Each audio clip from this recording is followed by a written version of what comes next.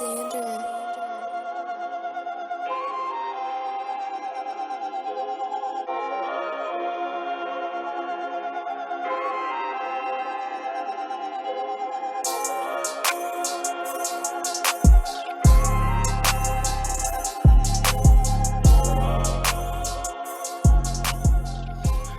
All right. Hello, everyone, and welcome to another episode of the My Movie Fix podcast. I'm your host, sir, and this is my safe place. My safe place. I love talking about movies, and this is a place where I get my fix. Today's guest to help me do that is none other than Sam. What? Days, my co-host from the old Sir's Movie Days. If you actually scroll back, around in the feed, you actually catch some old episodes with her on. So, welcome back, Sam. How you been? It's good to be back. Yeah, Indeed. I'm okay. Hanging in there. In the post-apocalyptic times, just trudging on.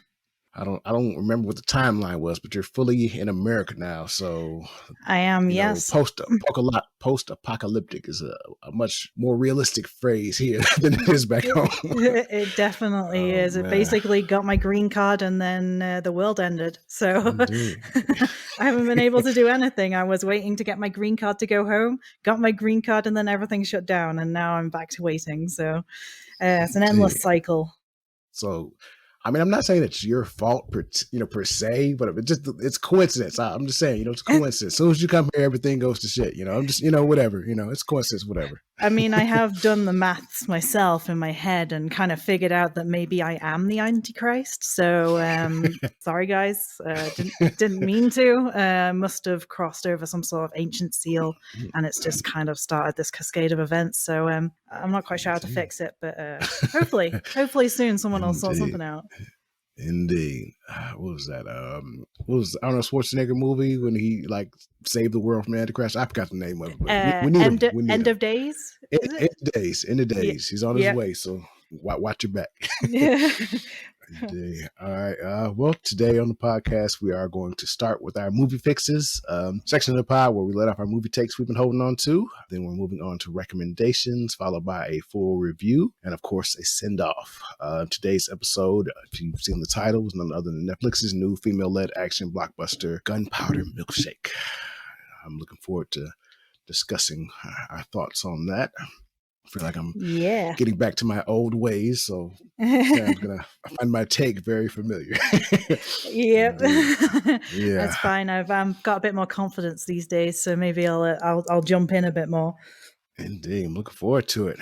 Okay, excellent. Right, well, let's start off with our fixes. Like I said, it's our newest section of the pod where if you've got a movie take you've been holding on to, this is the perfect place and opportunity to let it off. So, what's your movie take this week? So my movie take this week, and this is coming from something that happens to me quite a lot since being in the US, but since I am British, people love to come up to me and ask me to say Harry Potter or Hermione or Ron, no, Harry. Because I'm British, they assume that I must be the biggest Harry Potter fan that there is in the entire world. And whilst I may have enjoyed the books, and still occasionally do, I hate the films. The films are awful. They're the worst thing I've ever seen. I find them so embarrassing to watch. I can't even make it 5 minutes into the first one without dying of embarrassment. So I'm not quite sure if that is a movie fix or a hot take or just a general gripe. Right. But that's my thoughts for this week. A take is just something you want to get off your chest that you can shout into the void. Well, this is the void, so let that off. If that felt cathartic to let off that Harry Potter hate. What do you get embarrassed about? Just because it's your people, or because everybody thinks of Harry Potter when they hear you talk? What's the embarrassing part about it? I think it's like secondhand embarrassment for the kids in the film. Like, I can kind of understand why Daniel Radcliffe became who he is now, this kind of always harrowed looking, kind of cracky looking dude, because his childhood must have been a legitimate waking nightmare. Like, the first movie is just so it's like a kid's play that someone made into a movie. And yeah, gets to me, gets under my skin every time. I think the first two were just like, just standard, not good movies, but adaptations or whatever. It was like, it was just whatever. I'm watching Harry Potter. But then I think with Azkaban, I was just actively hating it while I watched it. And Yeah. then the fourth one was whatever. I just never finished it. And I was like, I said, I'm a huge Harry Potter fan. I owned all the books. And so it had to be a terrible movie for me to just, never. I still to this day haven't seen the seventh, part one or part two. I never went back and watched it it's not, Yeah. it's not the movie I see in my head when I read the book. So I was out. Yeah, it just in the books were so kind of dark but also I don't know, they were magical when I was reading them like years and years ago. They were like everything in my imagination, and the movies were just, I don't know, just over the top, I guess. Yeah. And yeah, But it was just embarrassing. but without that, Daniel Radcliffe would have never gave me one of my favorite movies of the past 10 years, Swiss Army Man. So all is forgiven. I love that movie. And he had to, I don't know what's going on in his head to pick that movie and decide that's the one to make. And I know it wouldn't have been made without him. So I thank him for it. Yeah, So. I mean, the stuff he's done after Harry Potter is great. I mean, Horns was great, the adaptation of the Joe Hill novel. So yeah, he's done great things after Harry Potter. I can sympathize with him, I guess. He's got all the money in the world now, so he can just do what he wants. He can take the acting swings because it doesn't matter if it bombs. Who cares? I just like making this type of movie. So yeah, he just does what he wants. Indeed. Okay, so my movie fix. This is kind of the genesis. One of these two. I got two solid takes that in my chamber that kind of the genesis of this topic. They made me think about it. So I actually rewatched Good Will Hunting. I think 2 days ago. I was listening to a podcast that was on it. It was like a really good movie. I really enjoyed it. But there's this one part. It's one of the iconic lines from it. Everybody quotes, "How you like them apples," right? Yeah. And even in that scene, he gets her number, whatever. And then he, when they're walking away, he goes and taps on the glass of guys at the restaurant or whatever. He says, "Do you like apples?" He goes, "I guess." And he slaps the number, says, "How you like them apples?" And then everybody laughs. And that became just an iconic line from this movie. But it makes no goddamn sense. I don't because I thought like it was like a phrase that just people said or whatever, and then they use that in this movie and kind of, it's just one of those things that people say that don't really make any sense. But no, that came from this movie. Like that quote, people say, "How you like them apples?" because of this movie, and like there were no apples. It's like it's a phrase that I don't okay, so I'm getting frustrated. That's that's what this whole my movie fix is about. It's just when you got to let those takes off, and I just don't understand how you like them. Like, what does it mean? Where does it come from? Like, why did people think that was the line they wanted to requote? And, so I don't know. It's one of those, I was listening to a podcast about it and I sat down and did the research. I was like, okay, well, where's this, why do people say how you like, what does it mean? It's like, no, it's just a line. It's just a line from a movie that people say when you get over on somebody or you beat them in a game or whatever, you go, "How you like them apples?" And it doesn't make any goddamn sense, but whatever. So that's I'm letting that out. It's it's off my chest now. It's into the ether, So everybody listening to this, you just took that off my chest and entered it into yours. So live with that. Next time you hear somebody hear somebody say "How you like them apples," a little piece of you is gonna go, "What does that mean?" That's because of me. So you're welcome. That's off my chest, and I got my fix. I mean, yeah. Now that you mention it, I mean, I've always known what it meant kind of colloquially, but I've never thought about where it came from or what it would possibly mean. I mean, what were the apples and who had the apples in the first place? And what apples were they comparing them to? Were they like, "How do you like these apples?" Like, "How do you like them apples?" Or is it, "How do you like them apples?" And then like throwing them at them. Or I don't get it. You're right. It's a braggart moment, but it doesn't, I don't know. It's like if that was a phrase beforehand, that it'd be a setup for how you like them apples. It's just one of those phrases, and you don't know where the apples line is going, but it's a setup, and he knocked it down. But no, it didn't exist before this movie, and it's just something people say now. So whatever. I'm sure someone out there must know the reason. So right into my movie fix. Oh, I always forget my email address. I apologize. All right, yeah. So if you know the genesis, if you've done Googling or read a book that I haven't read, write into my movie fix podcast at gmail.com. Let me know. Tell me I'm wrong. Tell me I'm dumb. Tell me, oh no, that comes from a 4th century phrase about blah, blah, blah, blah, blah.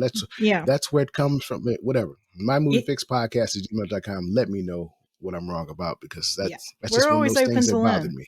Yeah, Yeah. it's Tell us something we don't just know. bothers me. Indeed. Okay, let's move on to normal people conversations, recommendations. Let me see here. Okay, do you have a movie or TV show, something you've seen recently that you want to recommend to the people? Yeah, so I have been watching this TV show on Netflix that my friend recommended to me in the form of go to this time at then and this time in an episode and look how big this guy's cock is. Okay. Oh yeah, we're jumping in there. Okay. And I was like, "Oh, okay." So I started watching it, and it's essentially like Sex in the Suburbs carry the later years. And it's I can't Wait, decide if it's good. sorry. What did you just say? Sex in the Suburbs carry the later years. Oh, that's the show. No, it's called Sex Life. So I'm like, I never heard of Sex in the Suburbs. I have no idea what that is. That's why I was lost. I've No, heard of that Sex in the City. I guess there was a spinoff that just completely missed me, because I had no idea what the Sex in the Suburbs thing was. So oh I didn't mean to cut you no. off. I'm like, what is that? No, you're fine. I Sorry. just realized I never actually said what it was called. Yeah, Oh, it's called Sex Life. It's on Netflix. It's a new show that's just started, well, just been put on there.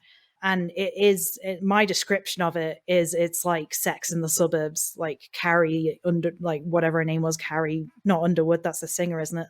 yeah. Carrie Carrie Bradshaw. Bradshaw, yes. It's like she got married and she had kids with this perfect guy and she has this life in the suburbs, but now she's bored and she's kind of like writing in her diary and recapping all the crazy sex she had in her younger years, and it like does all the flashbacks and all this crazy stuff, and it's kind of like essentially softcore porn, but it also I'm is interested. Tell me more. yeah. So you get to see a lot of boobs, you get to see a lot of nudity, but weirdly, it's soap opera-ish, but it just kind of draws you in. Like you just keep watching it, even though you're not entirely sure why. So it is a recommendation in that I am enjoying watching it, but not so much that it's like a serious recommendation, as in like the show is amazing. It's just kind of like you need to see the show, you need to watch the show, basically. So, is it one of those so bad it's good, or is it just like guilty pleasure type watch where it's just like, this isn't good, but I'm going to keep watching kind of thing? Yeah, it's like a guilty pleasure. Like this is not great, but I'm enjoying it and I don't care that it's trashy. It's great. And especially if like you just want to switch off at night, like you're going to bed or something like that and you're just wanting to like just lose like concentration on everything and watch the world. So, yeah. Yeah. No, That's not a that phrase, sounds but dope. yeah. I mean, those are I don't know, I feel like I'm getting old now, so boobs don't really just hook me like they used to. But Yeah. the True Bloods, I don't know, any like HBO type show that was Yeah. actually a really good scripted drama, but they just threw boobs in all the time to hook you in. Like Game of Thrones, but the first couple seasons anyway, where Yeah. it's like, yeah, this is a good show, but you're gonna see some boobs. That's gonna keep you coming back. So the boobs are to hook you in, but the story is what keeps you. Yeah, exactly. Sorry, you said what's the name of it again? Sex/life. It's Sex Life, but with a slash between the sex and life. Sex Life, and that is available on Netflix, right? Yep, correct. All right, check it out, folks. My recommendation is a little, I got two actually. One is the very obvious, safe recommendation that everyone's making, and then one's a little bit older, something more personal to me. I just finished up Loki. It just happened. The season 6 episode was 2 days ago. No spoilers, but I enjoyed it. I didn't. It's like, how do I phrase this? What was the WandaVision show before it? I think I liked WandaVision because it was different and weird. I hated the first two episodes. I thought those were complete garbage, and it should have started with episode 3 or just some kind of Yeah. combination of 1 and 2. But the actual show was like, how is this going to end? What's going on? That kind of figure it out Yeah. kind of thing. That's kind of what hooked me to it. Again, Same. the ending was. What do you think about the ending? Because it was kind of. They didn't wrap up enough. It just kind of fell flat for me on the end. I thought, the one section with the family and stuff, I think that was very well done, but they Yeah. opened like 10 can of worms and just sealed the one. So it didn't really feel satisfying for me. Yeah, it kind of felt, it kind of too open for me too. I mean, I cried. Naturally. I cry at everything, but but yeah, I really enjoyed it. Yeah. Okay. Yes, it was good, but not great. But like I said, that the what's going on kind of hooked me, and I think I feel kind of exactly the same about Loki. It starts off a little more. I don't know. It's kind of far to the left. Yeah. It's very different than what Marvel usually is, and you can just tell they're just super expanding the world, and it's like set up for what's going to happen later. And I feel like where the story actually went was actually less exciting than where WandaVision went, which is, I don't know, I feel like I'm complaining backwards, but, I don't think it's a spoiler to say there's a romantic arc to Loki. I think that's been pretty well spoiled by the trailers and all that kind of stuff. So Yeah. I apologize if I'm spoiling that for you, but it's episode 6. You should have got to the romantic kind of part somewhere by now. But I actually only just finished Winter Soldier and the Falcon, or the Falcon and oh Winter yeah, I Soldier, never watched whatever. that. So I haven't watched Loki yet. Yeah, what'd you think about that? I didn't. Like I said, the first 2 episodes, I feel like it's not for me. It didn't really. It didn't Yeah. land well with me, so I just never kept watching. Clearly you finished it. So what do you think about? I would actually I won't spoil it too much actually, because I would be very interested in getting your opinion on it with you seeing the rest of the episodes, because there's a very interesting twist in there that I think that maybe you would have some insight on, or would have some thoughts about. So I won't spoil too much about it, but it got better. In my eyes, it got much better. The first 2 episodes, I was pretty iffy about it as well. Like, I wasn't really paying too much attention to it. It didn't really hook me in. I didn't really understand what was going on. And I'll be honest, they never really, unless I missed it, they never really cleared up what was going on throughout the show. And I guess in the future, maybe we'll find out more. Because like you said with Loki, it just feels like setup for the next set of Marvel films or whatever they're going to be doing in the next couple of years. But yeah, I actually, when it got the more of the story I began to see, the more interested I became. So yeah, I mean, I have to see, because those first, it just felt like a buddy cop movie without any of that Marvel magic charm or whatever. So I just like, I'm gonna wait to see, I'm gonna wait to the end, and if people say it's good, I may go back and watch it. But it just never kind of, it never sank its teeth into me the way Loki did. yeah. But yeah, I don't know. I've been diverging, or I've been getting distracted. I guess because all these Marvel TV shows kind of came at the same time, so you can't really talk about one without talking about the others, because this is all basically set up for phase 4 or whatever, because all those movies are going to be completely different than 3. But yeah, so like I said, there's, I'm a big romantic comedy type of guy. I love romance movies or whatever. So, anything with a love story, you got me. So I was kind of interested in seeing where that went.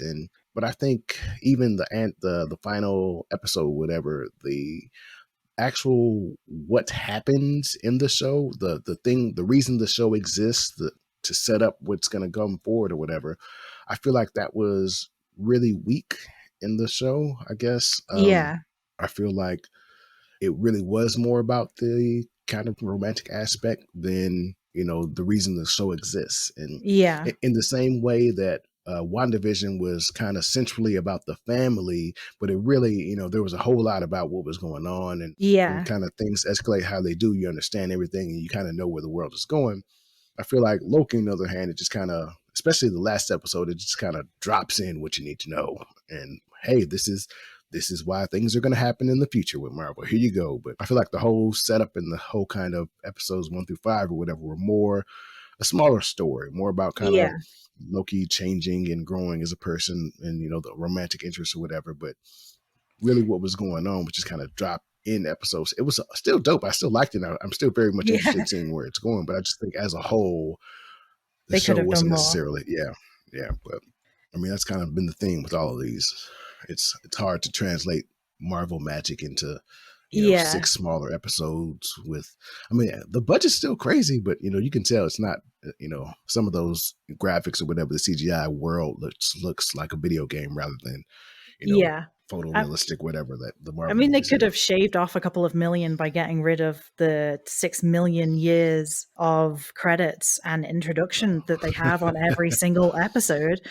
Yeah. And then the credits, I think, because it's like in 4 different languages or something. So they roll through the credits in English and then they just roll through them again in French and Spanish and whatever, you know. So the credits are super long, but there's just no need for it. Disney Plus, put a freaking skip button on the credits and intro already. We're sick of it. Every other streaming service can do it. Why can't you?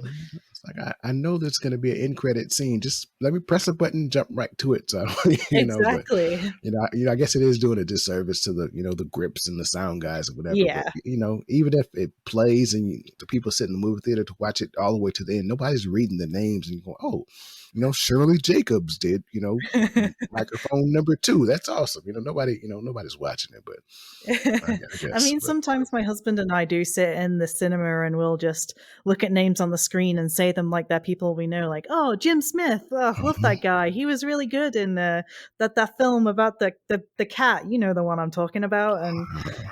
And just so maybe I'm doing them a service that way and pretending I know them. You shouldn't have said that because, you know, Marvel's listening to this podcast and now they know it's working. So they're going to keep doing it just because you said that, you know. Hi, Jeff from Marvel. I know you're listening.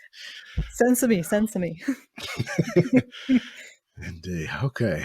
So that was my first recommendation. Obviously Loki and I guess WandaVision and Falcon and the Winter Soldier too. But my second recommendation is actually an older show, which actually has a newer spinoff I haven't been watching, but it's Leverage. I don't know. I don't even remember. Let me Google it right quick where it originally came. I think it was a TNT show. I used to watch it back in the day.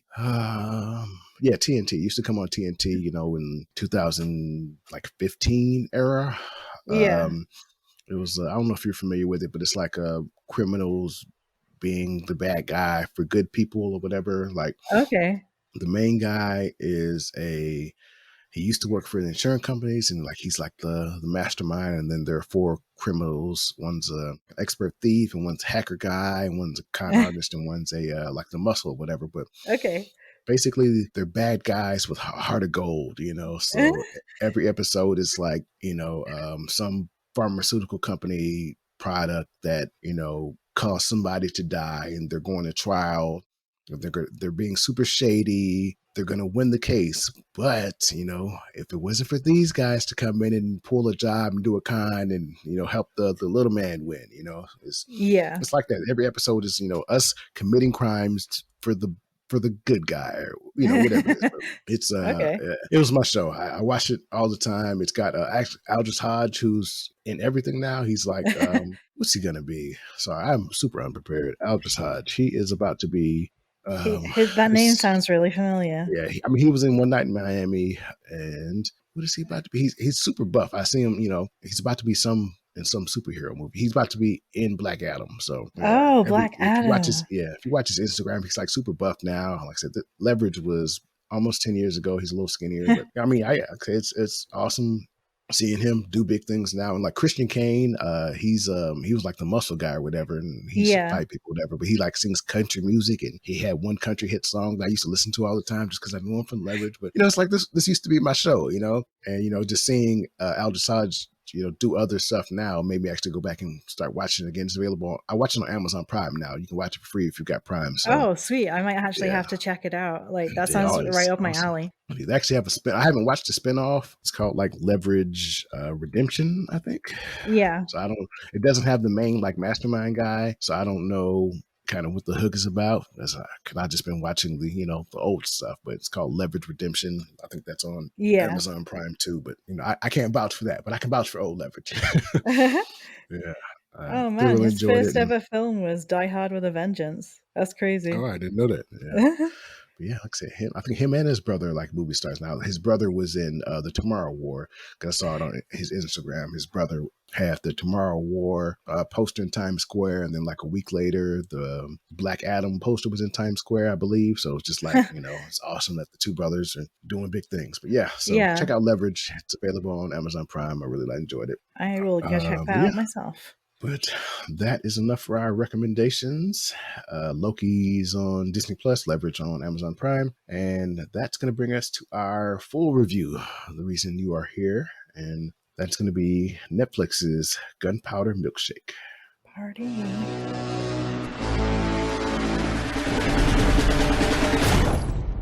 I need to exchange some books. Come. Scarlett's kid. How is your mother? Haven't seen her in 15 years. Let's get you into a good book. You'll need a Jane Austen. All right, that was from the trailer for 2021's Gunpowder Milkshake. Again, available right now on Netflix. Yeah, so this is... I don't know. Again, Netflix is weird. I've heard a lot of talk about this movie for like the past few months and how it's, all female cast and, females kicking butt and, Yeah. shoot them up, blah, blah, blah. But it's like, I know Netflix put a bunch of money on, but I can't tell if this is their, something they're trying to make into something big. Because with Netflix, they buy everything for $50 million and they just kind of drop it on Netflix. You never know.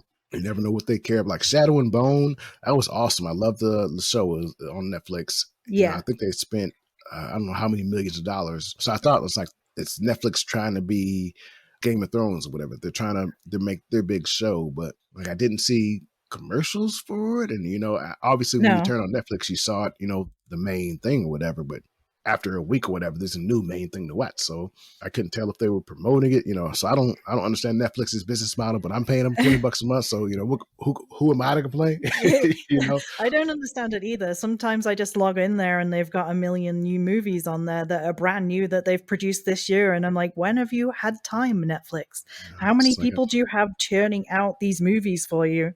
Yeah, I mean, they're spending money hand over fist to get me to watch. And I guess I found it and I'm watching it, so I can't complain. But it's like, I feel like there's so many shows and movies that Netflix spent a bunch of money on that I have no idea about because they didn't tell me, Yeah. It probably cost them 8 cents to send mass emails. Hey, I'm coming out with Gunpowder Milkshake. Check it out. Yeah, 14th, exactly.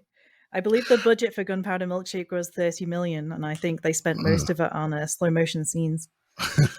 Actually, that's pretty cheap for, well, I guess because you're not doing advertising. So I guess if this would have came out in theaters, it would have been 60 million because you spent 30 advertising. So and then paying the stars to do rounds. Nice, it's still a nice mid-budget movie, but we got some famous names in here. You got Lena Headey, from Game of Thrones fame, Karen Gillan, and Michelle Yeoh. Yeah, there's a lot of familiar faces. And Celeste, people are in this. Yeah, there's huge names in this. Did you hear about this movie before I kind of recommended it to you? No, did you know it existed? I knew nothing about this movie, and in the spirit of things, I did no reading up on it before I watched it. I went in completely blind, not knowing anything about it other than the quick glance through the blurb I had on Netflix. I wanted to go in with zero expectations so that I could see it for what it was. Person after my own heart. I'm team Unsullied. If I already know I'm going to watch it, I don't want to know what's going to happen. I don't know anything about it. Like, because I remember a poster where it was like two women back to back shooting, and I knew obviously one of them was Karen Gillan because she's the star. Yeah. But halfway through, we'll talk about the plot later, but I didn't know who the second person was going to be. There's a child in this movie. So I was like, was it a kid? I didn't remember. So if you've seen the poster, who the second person was, and it ended up coming back later. But the whole time I'm watching, I'm like, who else is gonna be the shooter here? Because again, like I don't, if I know I'm watching it, I'm good. Just sit me down and we'll see what happens. I don't want. I'm completely anti spoiler. I don't want to know anything about it. Yeah. But yeah. Exactly. Yeah. So enough talking around it. What did you think? What did you think of Gunpowder Milkshake?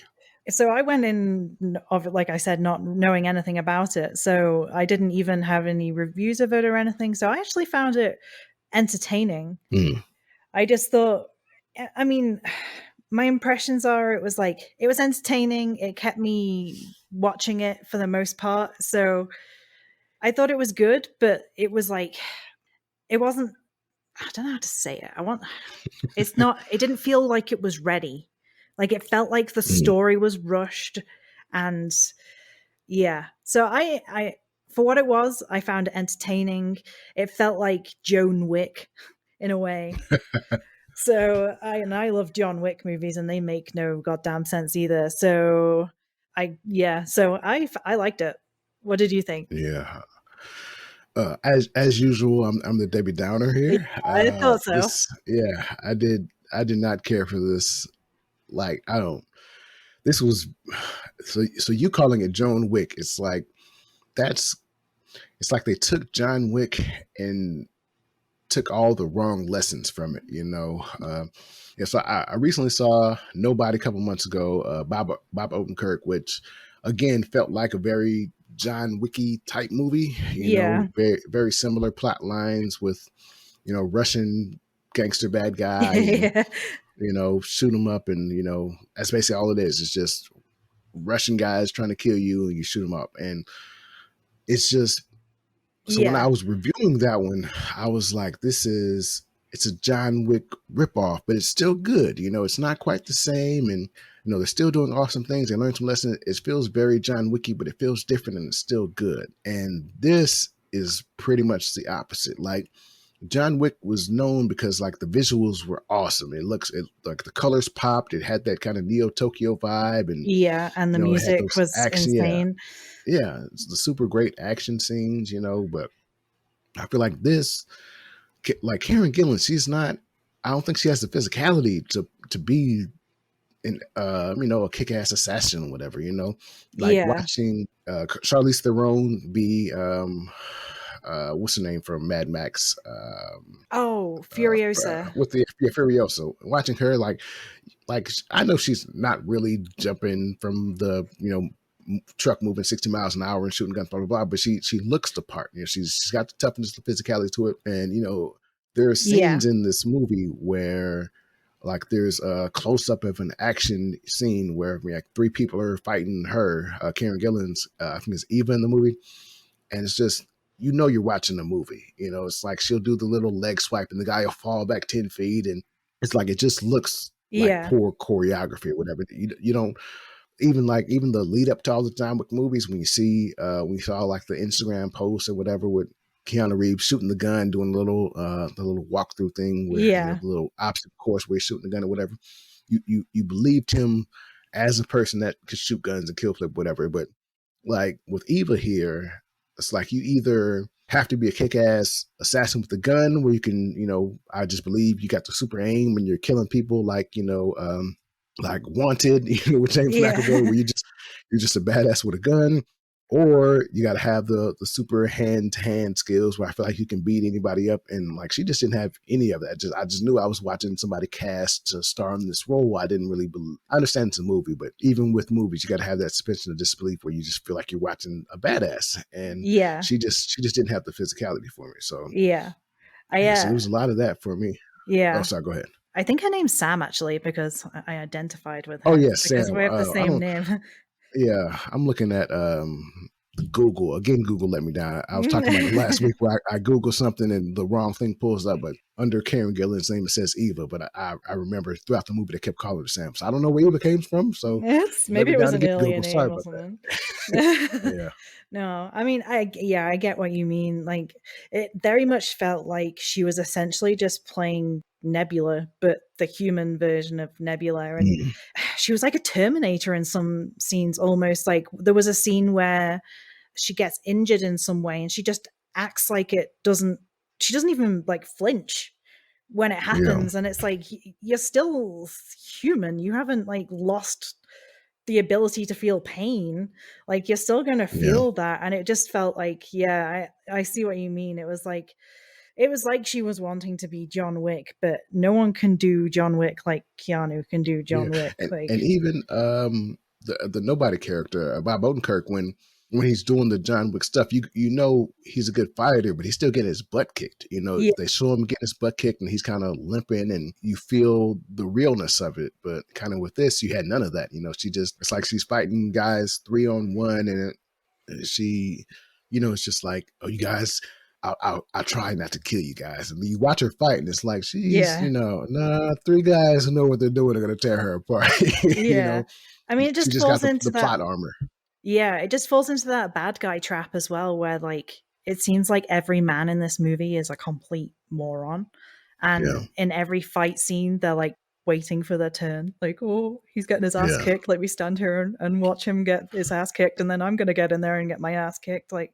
It was very choreographed, but it was obvious that it was choreographed, and the way they filmed it as well with the slow motion if they're trying to emulate John Wick, in the John Wick movies, the scenes where he's meant to be a badass and he does something like takes someone down and disarms them and then stabs them, it's real time. It's snap, snap, snap, and it's done. And you're like, holy shit, like, how did that happen? But with her, it was like, there's so many slow motion scenes of like, punch, like, just like, it's obvious that it's choreographed, and it kind of takes you out of the moment. Like you're having this big cinematic moment with this epic music in the background, and oh, look how cool and bright this scene is and stuff, but it just kind of detracted from the whole story. Yeah, and then the gun foo with John Wick, it's like everybody's got guns, they're shooting, you run out of bullets, and you just fist fight and using what you got, blah blah blah. But with this, it's like some guys have guns, some guys don't, and then you know you shoot a gun 3 times and kill a guy, you turn to shoot the next guy, and all of a sudden the gun's out of bullets. You know, it's like that happens so many times. The mechanics of how many bullets are in a gun, it's like it's just so convenient that everybody runs out of guns as soon as the next guy walks up to them, but. Everybody has guns in their pocket, but they decide not to shoot until, you know, the other guy's done fighting. Then they point and slowly shoot, and then they miss, and, you know, the gun gets taken away. And instead of picking up the gun that just dropped on the ground, they fight with knives and hammers. It's like, it's just, you know, the choreography just didn't, you know, it's just not on that level, you know. Yeah, it was like, it's like they would be fighting with guns, and then someone would pull a knife out, and they'd be like, oh, put a knife to this gunfight. Hey, well, good job, I've got another knife, rather than just being like, hey, I've got a gun, bow. Like there's like some weird code of conduct that they were like, oh, someone else doesn't have the same weapon as me, I guess we don't die today, or oh, look, there's a knife, let's fight now. And there's, you know, not to, you know, again, giving spoilers, but there's a scene towards the end where there are like 5 people on one side fighting a bunch of people on the other side. And just like, once they get to like the penultimate, the final section of that battle, whatever, everybody's fighting 1-on-1, even though some people, you know, there are like 50 guns in the building. Everybody's fighting hand-to-hand combat with, you know, chains and, you know, ropes and all that kind of stuff. It's like, if one person had a gun with 5 bullets, this whole thing is over, because they can shoot everybody else and it's all done, you know. But all the bullets are out of guns, and like, all the bullets are out of guns. Oh, we've got too many bullets and no guns. I guess we're just gonna throw these at each other. Even that would be entertaining. I want to see somebody throw a bullet at somebody else, you know. But so just. Yeah, again, I'm not going to keep complaining in circles, but the choreography, the gun foo is just not. I feel like it's all the worst parts of John Wick. It looks super dope, but the choreography isn't there. The story is just a straight, you know, again, it's kind of a straight ripoff. And again, like nobody did kind of the exact same thing with Russians, and you got to go kill all the Russians, but it worked with nobody.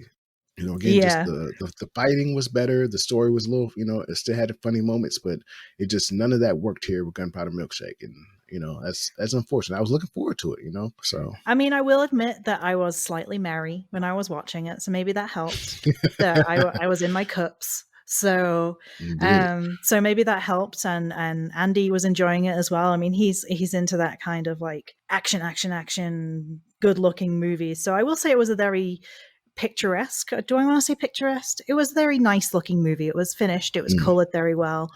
And, interesting, the sound was done well. So I always appreciate that. So, I mean, it has its merits. Yeah. So I want to give it like a solid 50%. Like, it's entertaining, but it's not great. But if you know what you're going in for, you won't be disappointed, I guess. The scene I was talking about where it was, 3-on-1 happened in a bowling alley, and just it was gorgeous with the lights and talking about kind of that neon Tokyo kind of vibe John Wick has. It was really pretty. It's just the choreography was garbage. So it just kind of, it's like, I mean, that scene was it was just a distillation of what this movie was for me. It was just like really dope to look at. It's nice seeing female kick butt, but it's clear that females kicking the butt because the plot says this is how it should happen, because it was all very silly. But, it was like men attempting to do women empowerment without actually knowing what women empowerment is.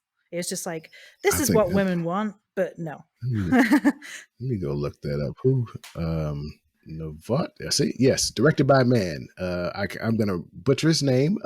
Navat Papushado.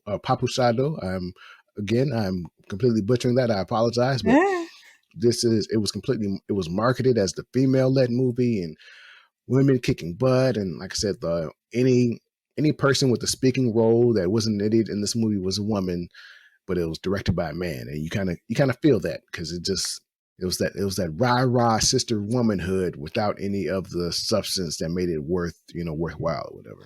Yeah, I believe he wrote the film as well, the guy who directed it. Wow, wonderful. Yeah. It's only his third film. Again, I think I saw some Twitter takes. Because again, I tried to stay away from everything until I finished watching. I saw some Twitter takes saying, it wasn't great, but I'm glad we got the female-led movies that isn't Marvel, blah, blah, blah. But it's like we've had the Furiosas. We had we just had Black Widow, which I thoroughly enjoyed. And then, before that, we've got the Atomic Blonde and Red Sparrow, and there are plenty of women badassery movies. And so I feel like you don't have to just accept, take what you get and say, well, at least I'm glad we got this. I think it's fair to say, I wish this was better. So. Every director should be open to constructive criticism, and every writer should be open to it as well, especially when it comes to having a voice for your female characters and your people of color characters. Like, you've got to involve those people in the process. Like, they have their own views. You can't understand for them on their behalf. So I think, we shouldn't just put up with what we're given, but we should definitely be like, hey, you did this really well, but here's some slight pointers. Like, we don't want to just be able to kill men with our bare hands. Like, we do have other things to do too. Yeah, it's kind of speaking. I think there is like the most piss poor attempt at like an LGBT kind of relationship in here. I think that's. I can say I think that's what they were going for with two specific characters in here, just because of the looks and the kind of the vibe. But it's like it wasn't explicit. They never said anything. And in a better movie, I could give that a compliment. I could say they didn't even have to say it. You can tell that this was a relationship. Yeah. And you don't have to say it because the movie showed it. But in this movie, I feel like it was just a throwaway kind of what was the Beauty and the Beast live action movie where they said it was the first openly gay couple because they just kind of held hands. It was just like some little off, something so stupid. You don't get credit for that. If they're going to be a gay couple, say I'll love her, I'll miss her, blah blah blah. You don't get credit for just kind of a side eye and a look of sadness or whatever. It's like or some unspoken undertone to the conversation. Like, I wasn't quite sure what was going on in that situation either, without getting into too many spoilers. So I think we should discuss that when we get to spoilers, because I have thoughts. Yeah, and okay, so I mean, we've kind of given our bio. Before we get to spoilers, there is one other thing I wanted to say. There's a child in this movie, and part of the plot revolves around her, and I think it's just terrible. It's terrible. I was trying. I'm going to use better, more nuanced language in the post-spoiler section, but the way this child was written was, yikes, the plot, the script, it was something interesting. something happens, not to her, but her life is affected in a way, in this movie, and she just completely doesn't give a damn. Yeah. She just like, you can from her reaction, and there's a scene in a loft, where three characters are together, and she just, oh yeah, I mean, we'll say it in spoilers, but Yeah. there's just, her response and her reaction was really poorly written. I put it like that. There was definitely parts in that, especially near the start of the introduction to her character, where I was like, "Oh, she broke. She big broke, bro. She's not doing well." Yeah. Okay. Yes. Like I said, there's so many like things to say, but we can't get into spoilers. So before we get into the spoiler section, any final thoughts you want to have, or any yay or nays you want to give about this movie before we hop into spoilers? I say watch it and form your own opinions of it, and don't listen to us talk about negative sides of it. Have some beers, have some smoke if you're in a legal state. Like, go for it, because you will enjoy it if you're just enjoying yourself. Don't go into it with serious expectations, but definitely watch it. Give it a go. And I'm going to say the opposite. Don't watch it. This is if you reward Netflix with 2 hours of viewer time, then you're giving them exactly what they wanted by making this, buying this movie. This was not, like I said, it's the exact opposite. I hate to keep referencing Nobody, but it's so similar to John Wick that you got to compare. If you're going to watch a John Wick ripoff, watch Nobody. That was,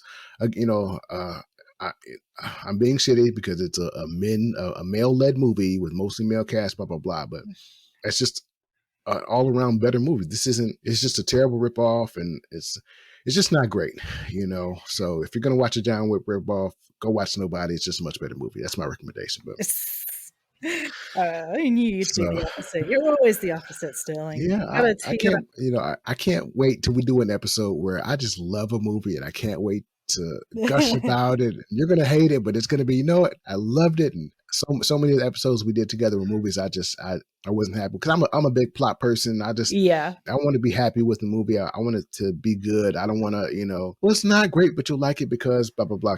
I just want to enjoy a movie. So I can't wait till we do a movie like that, because I hate being the negative Nancy all the time. But yeah.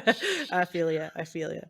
Okay, so those are our thoughts, and from this point forward, spoilers.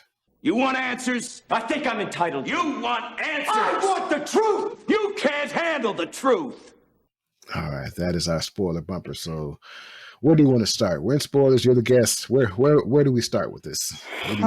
Man, where can we start with this? I mean, I feel like we could dissect this plot or lack thereof all day. Oh my goodness. I mean, it's just a film for people that want to watch women do a lot of breaking people's fingers and hitting people in the head with bowling balls and being perfect at pretty much everything they do and managing to avoid bullets in really magical ways. But then when you do get hit with the bullets, you're like, oh, a bullet hole. That's new. Anyway. Yeah. That's like, it's a very specific type of movie. Like what you're talking about. It's not, they're going to be critics that say this isn't a good movie because this, and this. And then they're going to people that watch it. Yeah, it wasn't great, but I had fun. You should watch it because, it was nice seeing girls kick ass. And that's it. They only care about it on that. I mean, that's what I'm saying. That's fair. There are people that only just want to have a good time and care about it for those reasons. And that's great. I just, when I'm doing my criticisms and, taking a movie apart for I don't like that phrasing, but when I'm doing my criticisms, it's, I want to say what I thought about the movie, what's good about it, what's bad about it. And then there's a lot bad about the movie, So, but yeah, so all right, so let's we're talking about the little girl a minute ago. Yes. So let's dive into that. So her character, we're introduced to her because Sam's character goes to kill her father because her father stole a bunch of money from quote unquote the firm. We didn't even talk about the firm before, just because it's so like it's a bunch of nameless, faceless guys. Who cares? So it's just insert bad guys. So so she goes. He stole a bunch of money from the firm. She goes to kill him. Finds out his daughter's been taken hostage and kind of feels pity on him. So she goes to rescue the daughter, and that's how this starts. 20 minutes later, she's at the doctor's office. Her dad dies in front of her, or just died, and she's there to see the dead body, whatever. And she's like, well, so where to next? And it's not like it's even like a peaceful death. Like he's not just laying there in bed, like surrounded by rose petals or, like lilies or something, and just like clean, crisp white sheets under his perfect face. Like, no, he's got like his intestines hanging out. He's under a bloodied sheet that's just been tossed over his face. Like, and she's like, what, 8 3/4? They make a very strong point about the. I'm going to have a note for that later as well. So. Although I do remember as a kid being very focused on the quarters in my age, because it was very important to me that I was older. And now that I'm older, I'm younger. Not to skip ahead. So the movie, all this part ends with the wrap up when she's 8 3/4, and we'll get back to the little girl, but not skipping ahead. But she at the next to the very last scene when she goes to pretend to be a Girl Scout. And she goes to Paul Giamatti's house, and they threaten him. If she's 8 3/4, that's 9 months out of 12. Yeah. So how long has it been in between when the big shootout happened to where they're at his door and they got all the information, they know where he live, and it had to be a week? If she hasn't upgraded to 9 by now, it's like she's still calling it 8 3/4. It's probably been at least a month. Yeah, you would think. Can we upgrade from And also, can we make a point about how they're like supposedly this big, scary firm that has like hands in every part of the world underscoring everything? Not that they ever make a point of telling us where this is or when this is, because it makes no sense. But anyway, he's supposed to be this big head of the thing, and she's a Girl Scout, but she somehow managed to get up to the front of his property without anyone being like, where are your Girl Scout cookies? And it's like, I think he goes to answer the door because he thinks it's her. He expects it to be her. But what did he think was going to happen exactly? It's like, I know it's you, but I'm outside, on my front porch wide in the open. Oh, they got a gun on me. I didn't see that coming. It's like, what did you think was going to happen if you went to the door with the girl you think is the little girl murder or whatever? Yeah, and didn't they want her dead? So if he took the gun to the door, why didn't he just go, okay, kapow? And she's like, and he goes, I've heard a lot about you, little girl, or something. So again, that speaks to that, 8 3/4 kind of thing. How long has it been to where he had time to hear a whole bunch about her? Are they implying she's out killing too? And she's still only 8 3/4? I don't know. But anyway, so back to the little girl. So she sees her father's dead. She's got to be a psychopath. If she didn't meet the killer, what would her life have turned out to? I was literally totally cool with killing.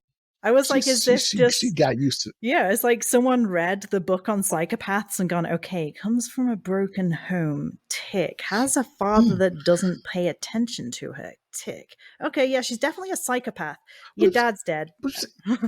I'm saying, because from all intents, it seemed like the dad was a good dad, because he was a super nice guy, and he robbed his employers to get her from being kidnapped, and he's got a killer in his face with a gun, but he's like, I'm sorry, my daughter's life is in danger. I have to answer this phone. So he seemed like a relatively good dad, but this kid's just a psychopath, Yeah, I mean, it's supposed to be making a point about how children just don't give a shit how much effort you put in for them, like, because it seems like he was working really hard, and she was like, he always lets me down. Like, bitch, he's gotta work. Come on now. It's like, all right, so she sees him dead. 10 minutes later, she's in a shootout, with 1, 2, 3 more dead bodies. Then they go to her mother's house, and who are you? I'm her apprentice. It's like, what? What did that happen? Yeah. You just, my dad's dead. His body isn't even cold yet. I just saw a bunch of murders. I'm like, you know what? This is what I want to do with my life. I'm not sitting in the corner crying because my dad just died. I'm not shook up and I want a teddy bear. I'm an 8-year-old girl. I need to cope. No, I'm her apprentice. I'm going to be a killer person just like her. It's like, what is this kid? This strange woman just comes into your life, kills literally everyone around you, and you're just like, okay, new mom. Mommy. Let's go. Grandma. This is a new life for me. I want to kill men too. Like, okay. Yeah, and from the moment, like, because, she had her mother left her, and her mother was a killer person, and so she grew up to be a killer person. So then when I saw it was a little girl, I was thinking maybe. And then when the dad dies and they go to the parking lot, and she's like, I got no mom, she's gone, no aunts, no uncles, nothing. I said, okay, so I guess she's gonna make her daughter, and that's gonna be the new killer person. They're gonna complete the cycle. So just the writing was just so not, again, you have to. This is the type of movie you watch on a certain level. You don't care about the plot and the blah blah blah blah blah. You just just sit back and enjoy the shoot 'em ups. And again, now that's fun on some level, but I gotta call it like I said. There are plenty of issues and plot holes and So you want to go ahead. There's definitely a lot of like questions that are left unanswered, and a lot of just like writing to get to a certain scene or trying to get to a point. And then a lot of scenes where it's like forced emotion, like the scene at the start where Sam, it's like back in time and it's supposed to be like explaining where her mom went or something, or what happened to her mom. Not that it ever made any sense at the start, but yeah, just like I didn't understand. She was like, Mom, you got to tell me what's going on. Like, I'm not a kid anymore. You need to tell me. And then her mom's like, you want the truth? And she's like, yeah. And then they stare into each other's eyes while drinking a milkshake for like 10 minutes. And then she goes, and I'm like, okay. Okay. So, and then I have a 2-second complaint. She said that she was 3 hours late. Yeah. So that milkshake has been sitting there for 3 hours untouched, and then they go to drink it. That is just a pool of milk. Yeah. That's no longer a milkshake. That's just melted ice cream, whatever. So that was just a complaint. Again, I know it's a really petty complaint, but it's like you just told me you've been sitting there for 3 hours. Why are you? Can I ask for a new milkshake, please? I know. I think that maybe, I don't know if it was very clear, but my understanding of the scene was that she just got given that milkshake before her mum rolled in, because she says the line like, oh, extra scoop for my favorite client or whatever the waitress says. And then she's like, oh, she's not going to be here soon. And then the waitress is like, oh, she will, don't worry. And then the girl and Sam's like, oh, like she's never on time or whatever. And then her mom literally rolls in a couple of minutes later. So I'm not sure whether the time that passes is from when she gets the milkshake or not. But in my head, it was like a couple of minutes. So that was that was me reasoning out the milkshake, because otherwise I couldn't stand the thought of someone drinking warm milk. Yeah, because I just have a thing about people drinking milk anyway, to be honest. It really freaks me out. I had a friend back home that if I walked into the office at work and he had a carton of milk, he would make me watch him down it, because he knew that it would just make my stomach turn, and I'd be like, let me out of the staff room, please. Yeah. Okay. Anyway. For the sake of argument, it was a brand new, completely cold milkshake. Thank you. That was my mistake. That calms my nerves a little bit right there, I'll tell you. Yeah. But okay, so speaking of the mom, like Lena Headey, she's an awesome actress, but again, that physicality thing, I think she's she's so good at Cersei because her power or whatever is mental. Like she's a conniver, she's a planner. You can think of her as evil that way. I don't think of her as evil.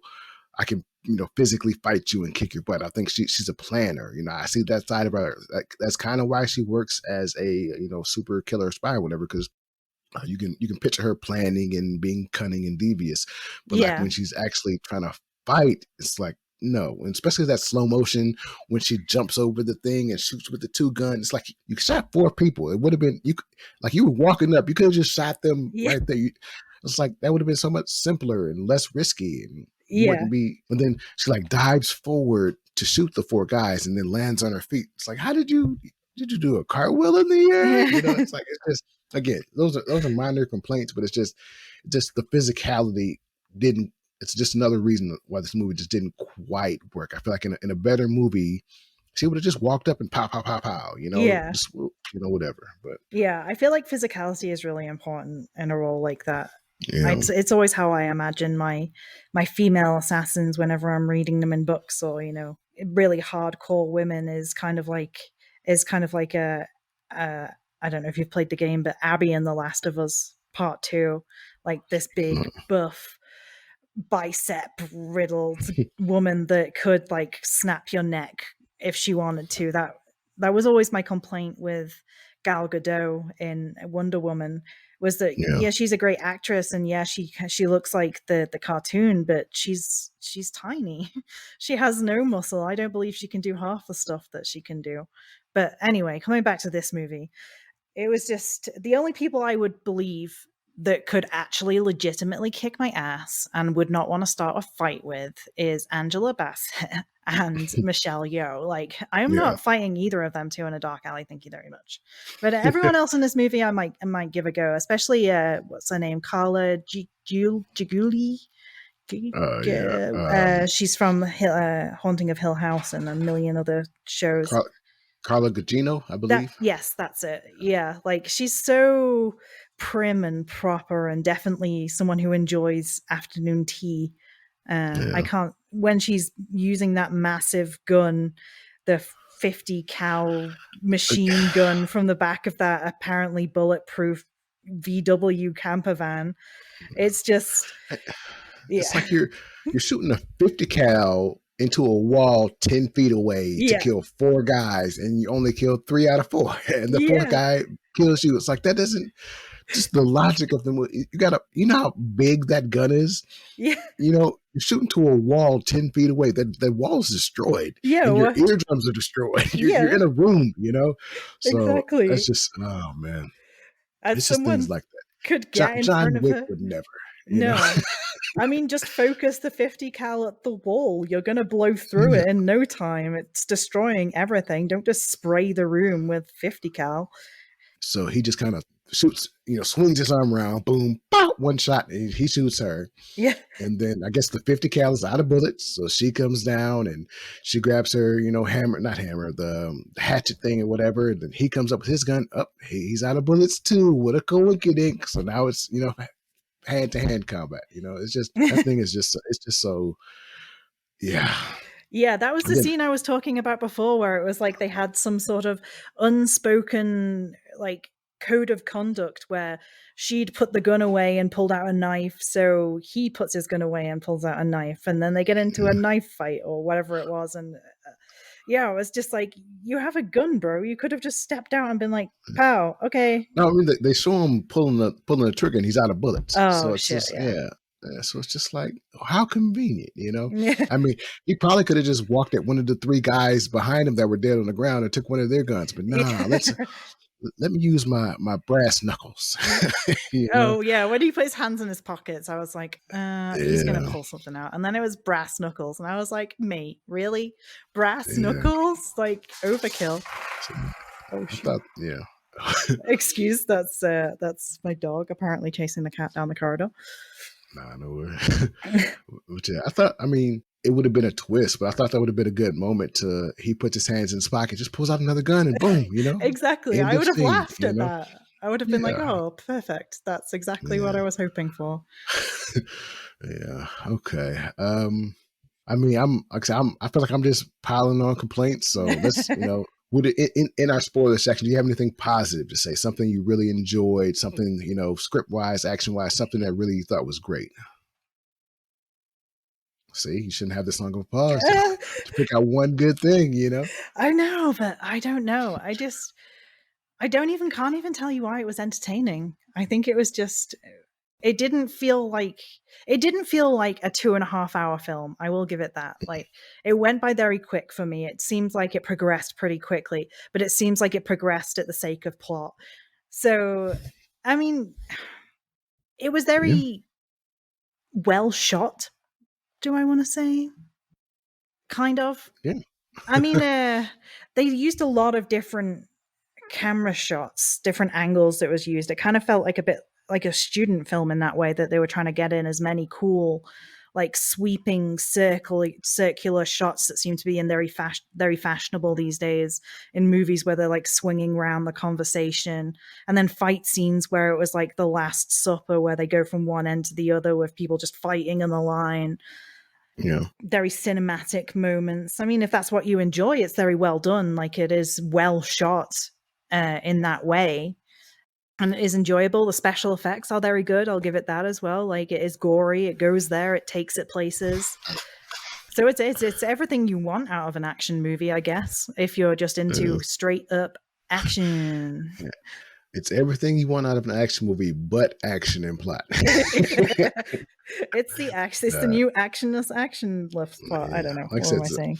I mean, realistically, I mean, honestly, the only thing that I thought was excellently done was the visuals, the cinematography. I think that's the proper terminology. Just when you, especially cinematography. That's the word I was looking for.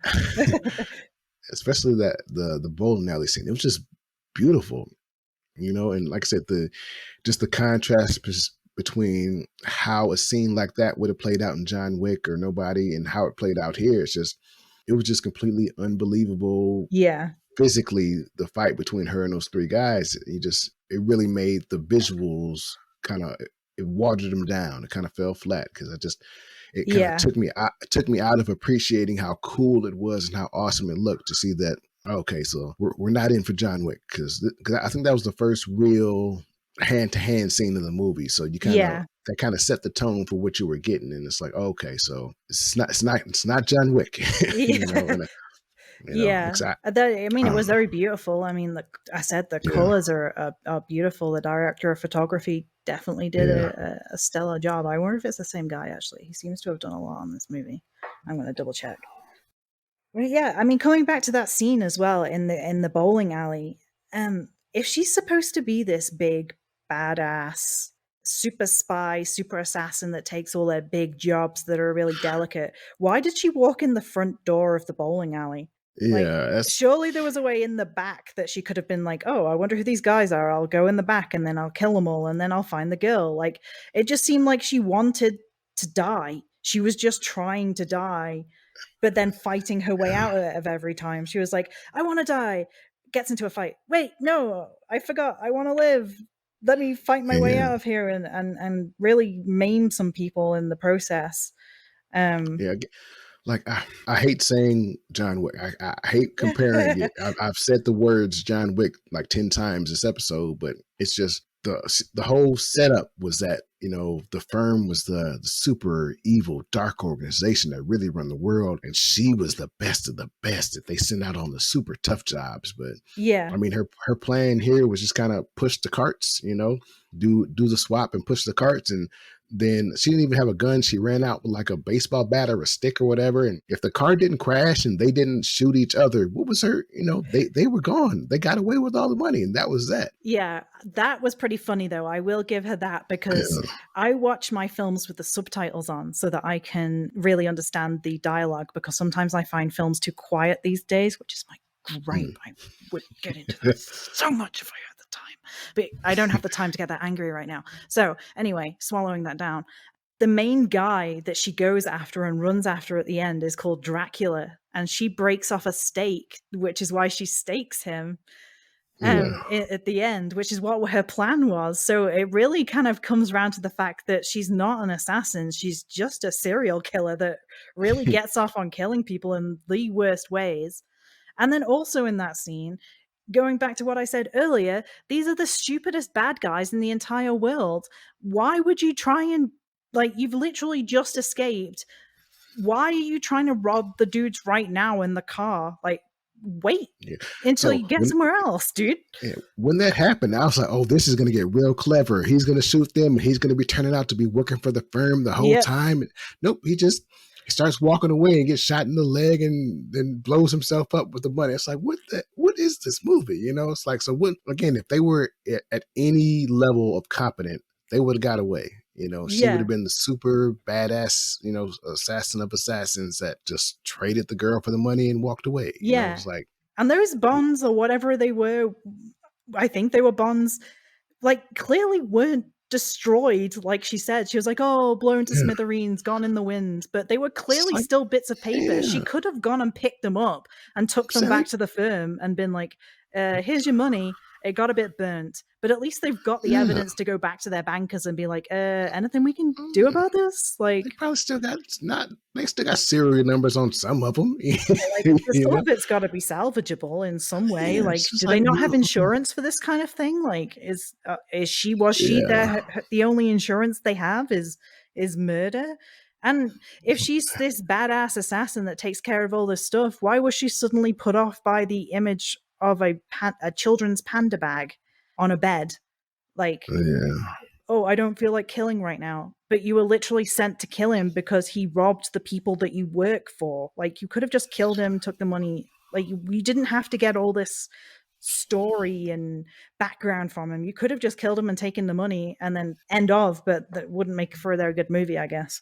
Yeah, so if you're gonna set up that she's a super assassin, you got to show me a super assassin. If you're gonna set up that Lena Headey's a super assassin, you got to show me a super assassin. So it's just they didn't. Like I said, it's a like I said, if you want to turn off all the plot hole receptors in your brain and just watch a dumb action movie, that's fine. It's just they didn't pay off what they set up, and that's my biggest issue with it. But yeah, so again, like I said, not gonna keep complaining in circles. Like I said, I had fun, I guess, I could say, I didn't, if it wasn't for this podcast, I would have watched like half an hour, 45 minutes and be like, okay, I get it. And then I kind of probably would have turned it off and not, finished it. So, those are my thoughts.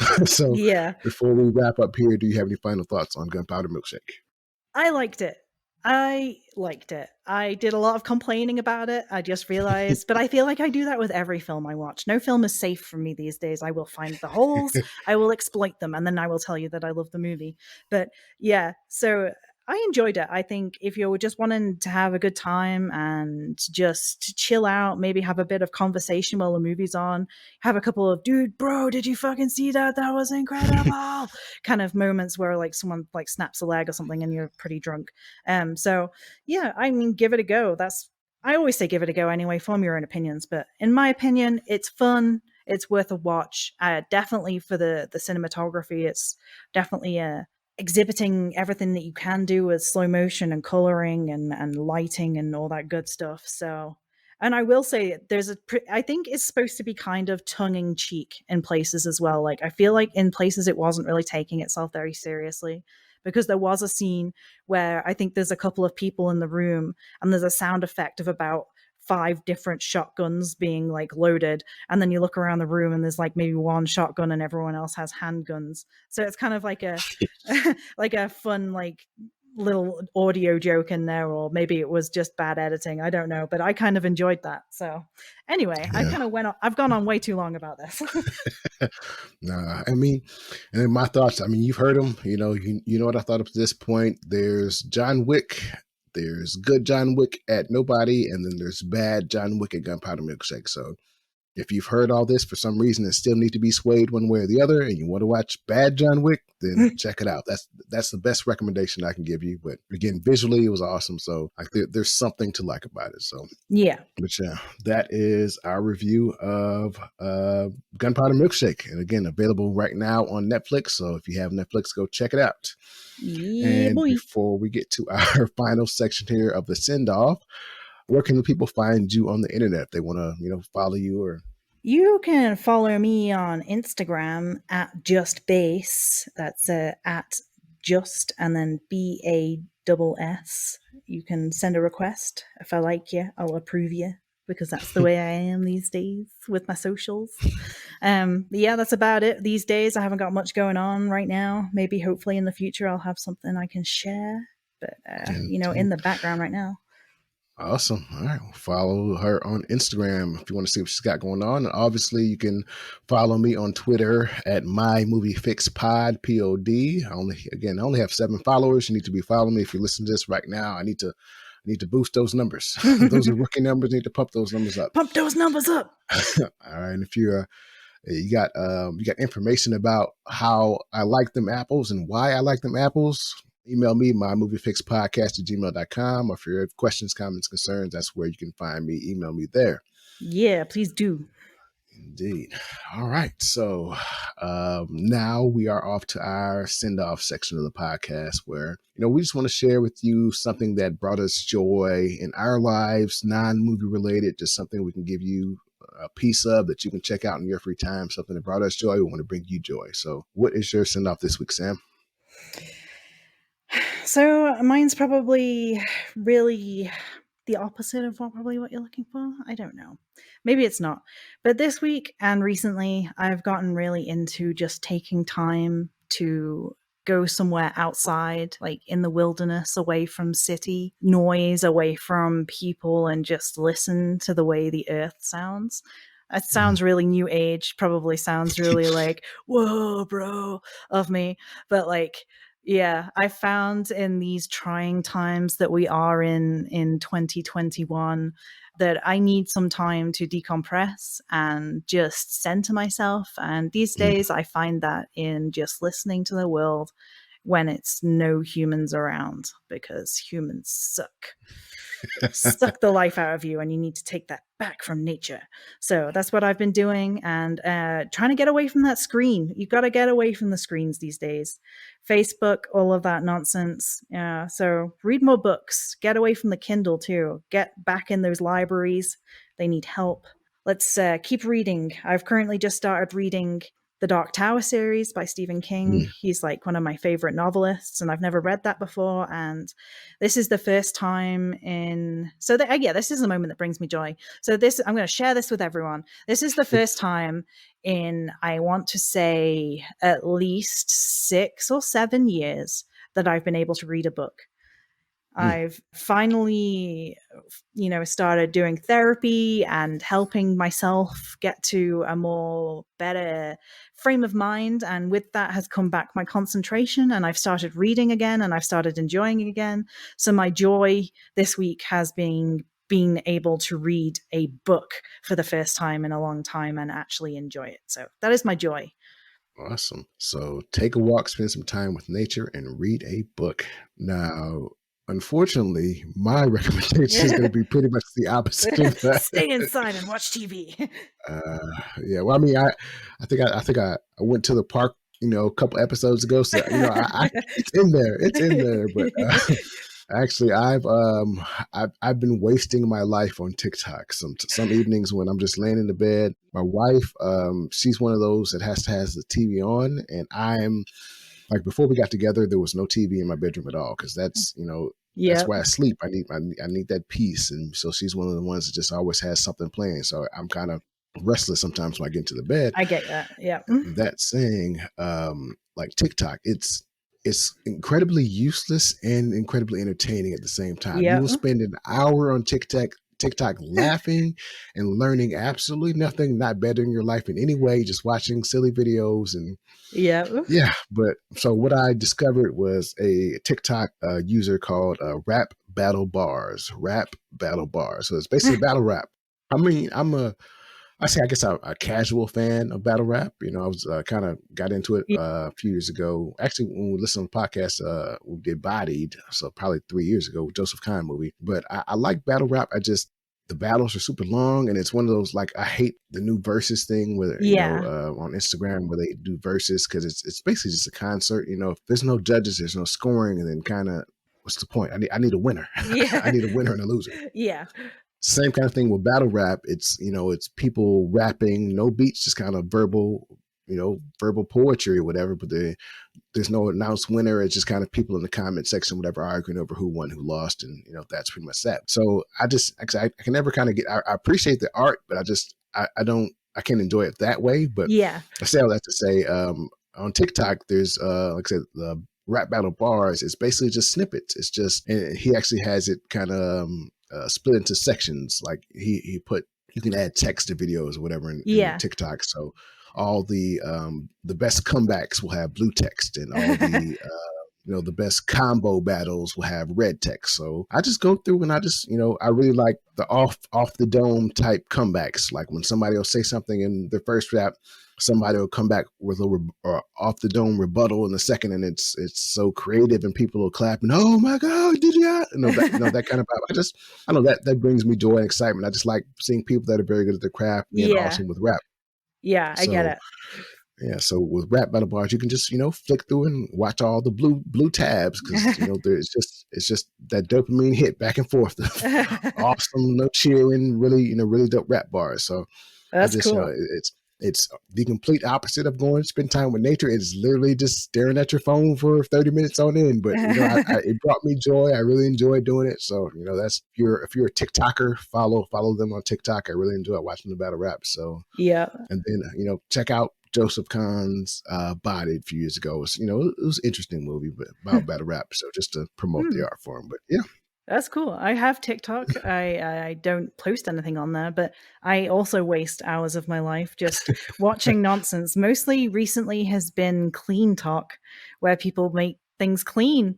And I have no idea why I find it so fascinating, but seeing someone take something from really dirty to amazingly clean has somehow fascinated me. And now I've never quite realized how old I am until this moment. In my head, I've always been 16, but now I'm realizing I'm over the hill. It's all going downhill. I was just kind of shitting on TikTok for what it is, but there's really interesting stuff on there. Oh yeah, there is so much stuff. Something so many it's kind of like how Twitter has film Twitter and black Twitter, whatever. There's cook talk, or I think what you called it, clean talk. Is that what you said? Yeah, clean talk, and then there's witch talk and gay talk and all sorts on there. Yeah, there's so many little subgenres of people. If you like to cook and don't want to watch 40-minute YouTube recipe videos or whatever, you can watch somebody cook the perfect omelet in 3 minutes on TikTok or whatever. So exactly. And it comes at the low uses. And it comes at the low price of selling your soul to the Chinese government. So they know where you are and what you're doing and who you're sitting text to. They know everything about you, but you get to watch little fun cooking videos. So it's just a trade-off. Conspiracy theory moment. Listening. Okay, listen real close. My TikTok feed is so eerily accurate that I think maybe the Chinese are listening to me. It's weird. Their algorithm understands me. They definitely got fingers in literally everything I do on my phone. And now I'm realizing it's too late, and I don't have the Tor address anymore to go delete my life off the internet for $10,000. So, so it's over for me. Yeah, there's some you're just flicking through with Twitter, you'll see a bunch of random garbage and the algorithm thinks, you like this person, so you'll like this person. TikTok has that formula down. It's like, I don't know what this is, but I'm going to spend the next 3 minutes of my life watching this video because TikTok knows I'm going to watch it. It's got that whatever formula says you like this type of video. It's got me down. Yeah, that's why I can never put it down once I start looking at something. No, and it's like you're just there being like, oh, one more video, one more video. And then eventually 3 hours have gone by and you've missed everything. You've missed your flight home. Your wife is calling you crying like, you left me, where are you? So yeah, it gets you like that. But I guess maybe that's what they want. They want the engagement. So but yeah, indeed. Good. We took it to a dark place, but we took it to a dark place, and now we're promoting it. Indeed. Okay. Well, that has been this week's episode of My Movie Fix podcast. Again, I am Sir, and my lovely guest here, Sam, has been with me. We thank you very much for listening, and I just got my fix. Have a good one. Goodbye.